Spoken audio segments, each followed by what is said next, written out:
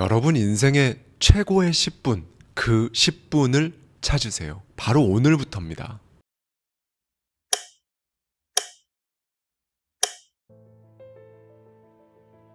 안녕하세요. 하와이 대저택입니다. 월요일의 대저택 서재, 저에게 개인적으로 정말 큰 울림을 주었던 책인데요. 데니얼 카너먼 박사의 생각에 관한 생각에 담겨있는 인사이트를 가져와서 저의 생각까지 더해서 이제는 정말 어떻게 살 것인가, 정말로 우리는 어떻게 살아가야 하는가 라는 세상에서 가장 중요한 이야기를 나눠보고자 합니다. 오페라 라 트라비아타를 아시나요? 아마 음악을 들어보시면 이 오페라라고 단번에 알아채실 수 있을 만큼 유명한 작품이죠. 네, 오늘은 오페라 작품으로 이야기를 시작해 보려고 하는데요. 이 작품은 귀족 청년과 화류계 여성 비올레타의 사랑 이야기예요. 그리고 1853년 이탈리아 베니스에서 초연을 한 이래 170년이 지난 지금까지도 많은 이들의 마음을 사로잡는 아름다운 음악들로도 유명하고요.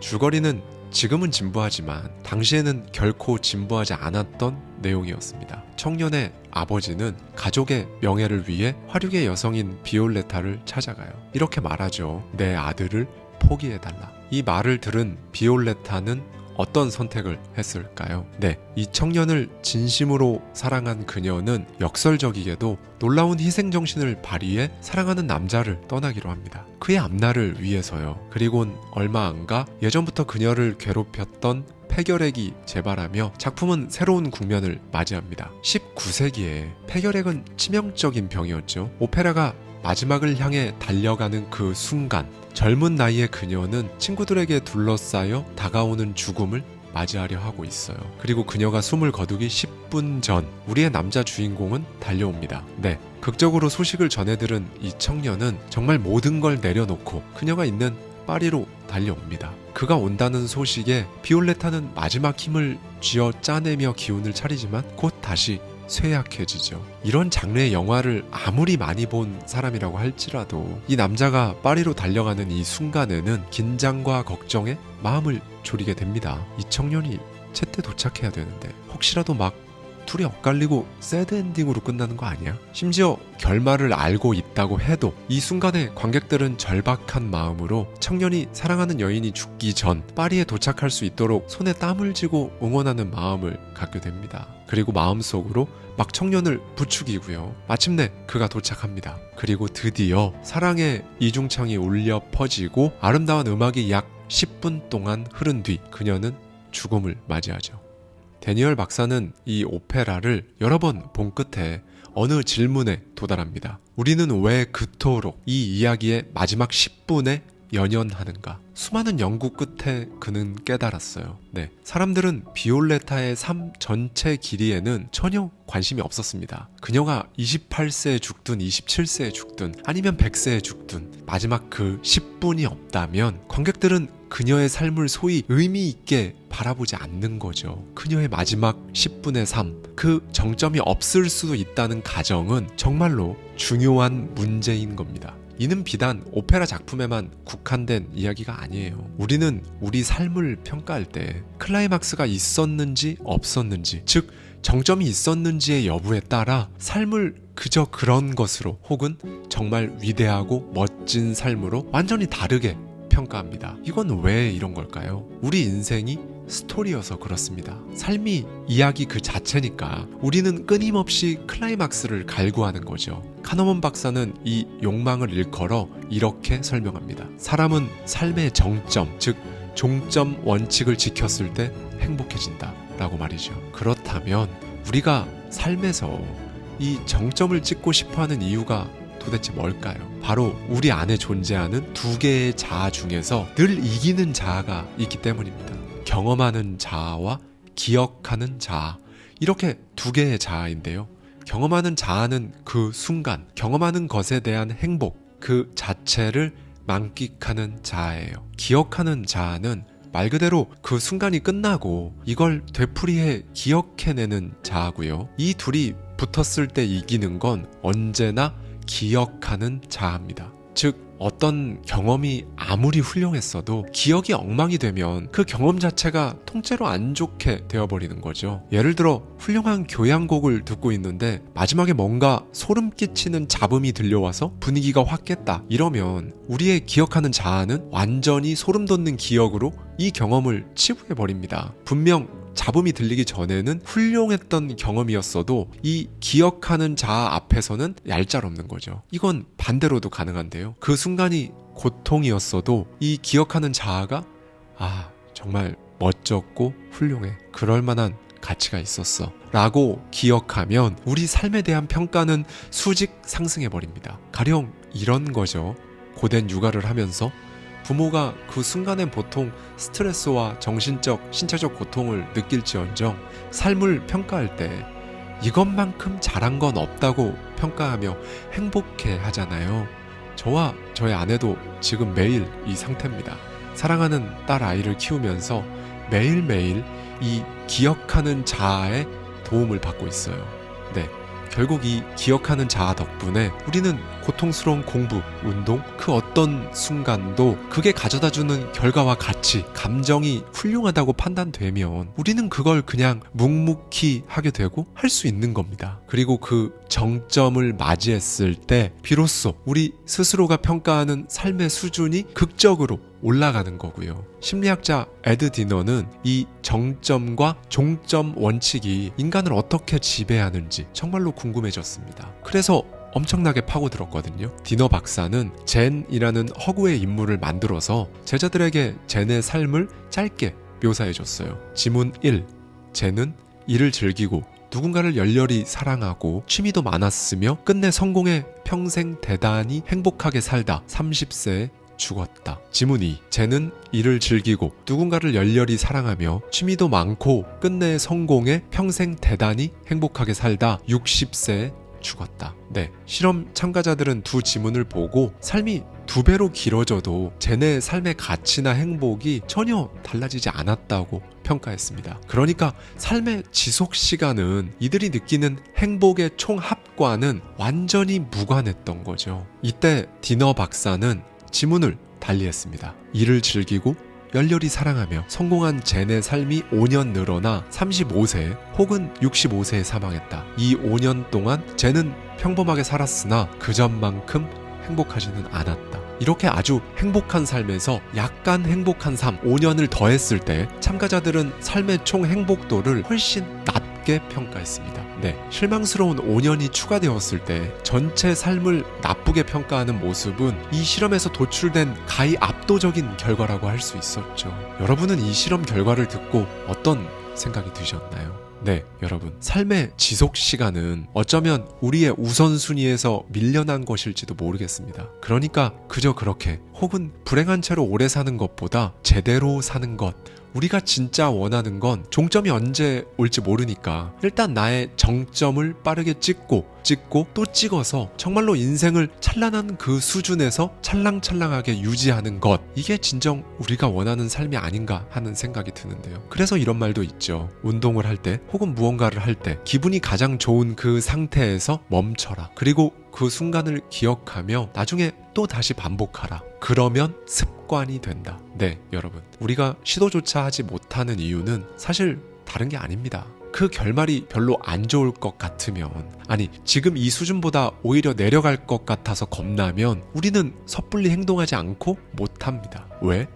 우리는 어떤 경험의 끝을 가장 행복하게 마무리해야 비로소 그걸 진짜 좋은 경험이라고 기억하니까요. 그런데 가려는 길이 생소하면 선뜻 내가 진짜 정점을 맞고 그 상태를 지속할 수 있을지 의심이 드는 거죠. 우리는 이 종점에서 정점을 찍고 삶을 마무리해야 하는데 이게 안 되고 오히려 지금보다 나빠질까봐 두려운 거예요. 이렇게 이 원칙에 따라 사람을 3가지로 분류할 수 있습니다. 이 길의 결말이 불안하고 알 수가 없으니 하지마, 후회할 거야 말하며 아예 포기하는 사람, 주로 인생은 가늘고 길게 살아야 한다고 씁쓸하게 말씀하시는 분들이죠. 정말로 언제 죽을지 모르니 장기간 그저 그런 대로 사는 것보단 지금 당장의 쾌락을 추구하는 사람, 아니다, 상황은 나아진다, 나의 정점은 찾아온다, 믿으며 가벼운 불편함이 지속되어도 그것을 계속 해 나가는 사람. 네,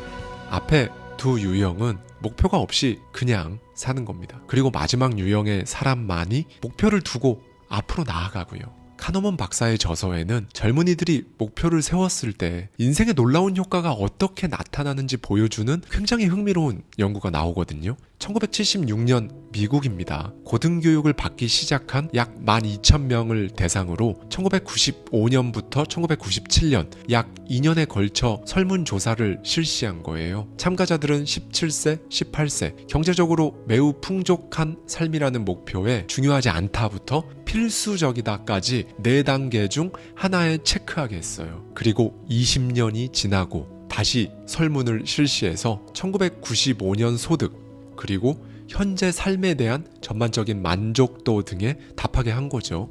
네, 경제적으로 풍족한 삶은 중요하다는 목표를 미리 머리에 장착했던 학생들의 대다수는 그 목표를 달성했습니다. 소득이 높았고 자신의 삶의 질을 긍정적으로 평가했죠. 그리고 실제 삶의 과정은 어땠을까요?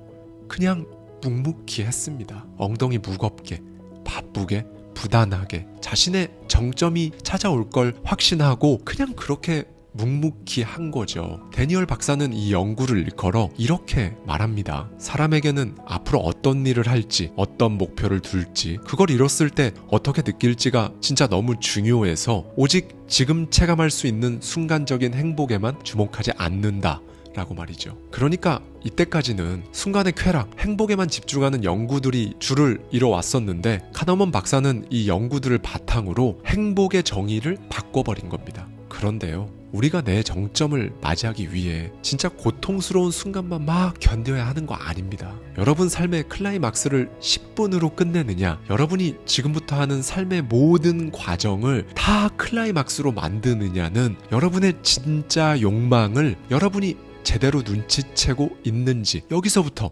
나뉘는 거예요.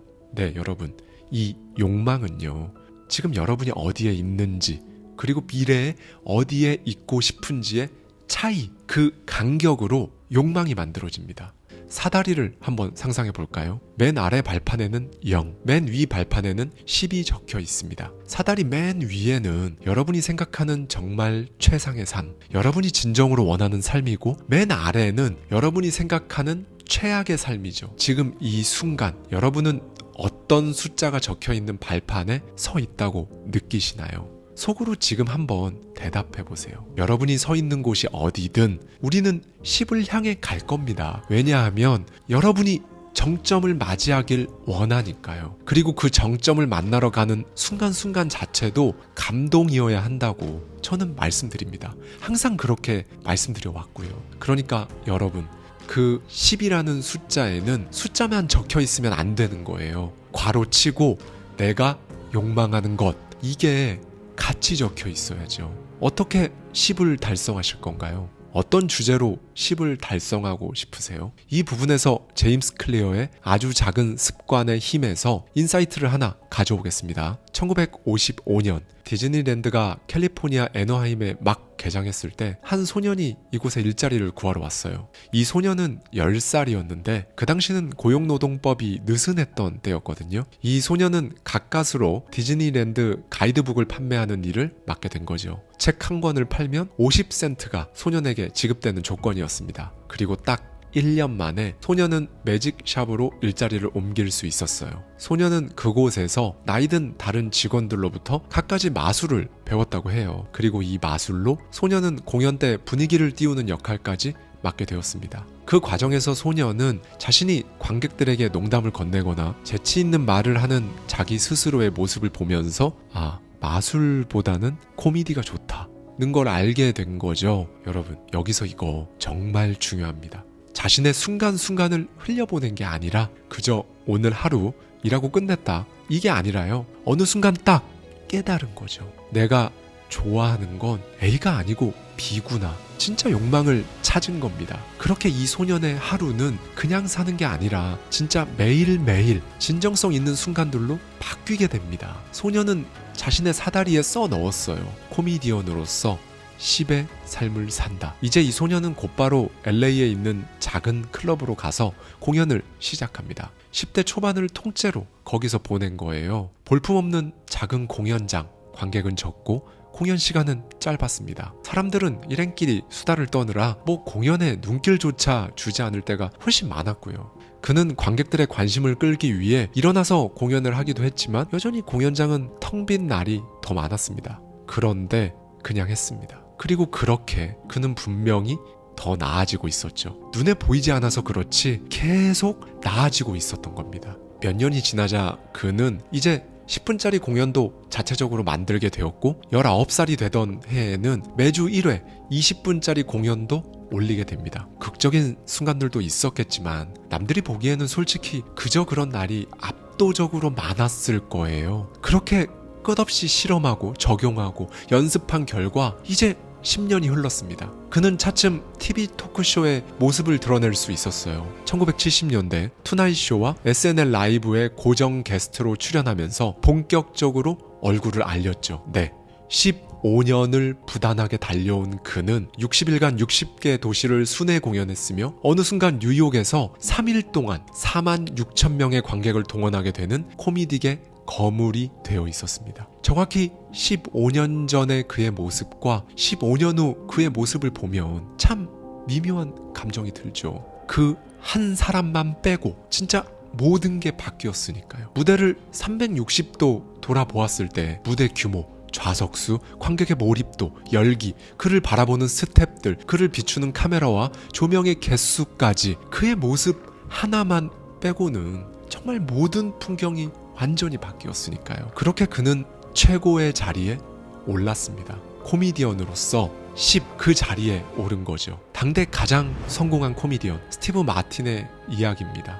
네, 정점을 맞이한 그가 걸어온 15년이라는 매일매일은 그에게 있어서만큼은 단 한순간도 빠짐없이 진정성이 있었어요. 그는 사람이 오랜 기간 무언가를 꾸준히 했을 때 정말로 무슨 일이 벌어질 수 있는지 보여준 사람입니다. 간혹 그도 확신이 없었을 거예요. 그렇죠? 그냥 그리고 여러분과 똑같이 그냥 사람이니까요. 내가 진짜 내 정점을 맞이할 수 있을까? 네, 15년간 매주 공포에 직면했을 수도 있습니다. 그리고 이런 말을 들었을 거예요. 너는 성격이 내성적이라 코미디가 맞지 않다. 웃음거리만 될 뿐이야. 라고 말이죠. 그는 자신이 걸어온 시간을 이렇게 회상합니다. 10년은 그저 이런 말들을 들었다. 그냥 배웠고 4년은 그냥 수련을 했고 4년은 엄청난 성공의 날들을 보냈다. 네, 그가 숫자 10을 향해 달려갈 수 있었던 동력은 다름 아닌 욕망, 자신의 진짜 욕망을 제대로 눈치챘다는 데 있었던 거예요. 그리고는 관리 가능한 수준의 어려운 일, 이걸 그냥 계속 반복했을 뿐이었고요. 우리는 이 진짜 욕망을 찾았을 때 관리 가능한 수준의 어려운 일을 반복할 수 있어요. 이걸 골디락스 존이라고 하거든요. 그러니까 지나치게 어렵지도 지나치게 쉽지도 않은 최상의 상태, 집중 혹은 몰입 그 자체. 네, 여러분, 과학자들이 이 골디락스 존을 수치화하려고 애쓴 결과 사람이 자신의 능력에서 딱 4% 넘어가는 일을 할 때 이 구간에 진입할 수 있다는 사실을 알아차렸습니다. 사실 우리가 이걸 자체적으로 측정한다는 건 어려워요. 다만 이게 수치가 의미를 지닐 수 있는 부분은 이겁니다. 지금 여러분이 하는 그 일이 이 구간에서 크게 벗어난 일인지 아닌지, 보다 정확히는 여러분의 욕망에 맞는지 아닌지, 이 정도는 가늠이 되실 겁니다. 여러분, 진짜 원하는 걸 찾으세요. 그걸 찾아야 정점을 맞이합니다. 앞서 말씀드렸듯이 우리는 종점 그리고 정점, 이 두 가지 요건을 맞추지 않으면 삶의 끝에서 반드시 후회를 하게 된다는 거죠. 네, 여러분, 결국 우리 삶을 돌아봤을 때 내 삶을 좋게 평가할지 나쁘게 평가할지의 척도는 실패가 아니라 지루함입니다. 이거 정말 중요해요. 정말 꼭 기억해 주셨으면 좋겠습니다. 여러분을 후회하게 만드는 건 오늘 한 실패가 아니라요, 오늘 하루 종일 느낀 지루함이에요. 사람은 지루함을 견디지 못한다고 합니다. 그래서 계속 새로운 걸 찾는 거고요. 그래서 욕망이 필요해요. 그 욕망 안에서 계속 수준은 올라가면서 결은 비슷한 그것들 것들을 해내야 초급자가 전문가가 되고 가난한 사람이 부자가 되고 하위 10%에서 상위 10%가 된다는 걸 말씀드리는 거예요. 이걸